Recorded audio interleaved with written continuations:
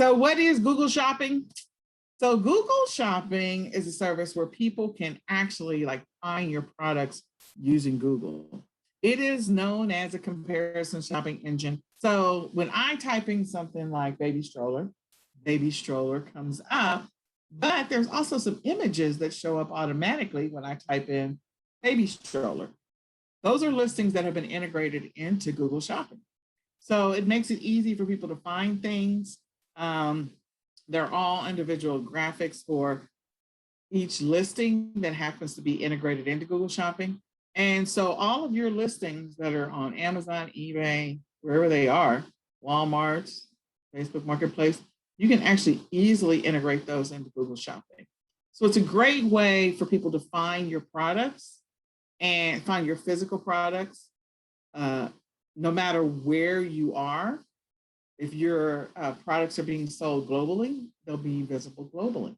If your products are being sold locally, they'll be visible locally in that Google search. So it's based off of the words, the keywords that people are putting into the search engine. So a couple of quick facts about Google. I didn't know this. It was created in 2002, and it was actually known as Frugal. I think of Frugal as F-R-U-G-L-E, but okay.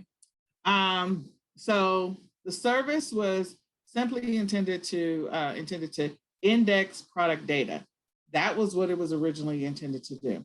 And in 2012, they changed the service to actually integrate it with Google Ads or Google AdWords, sorry.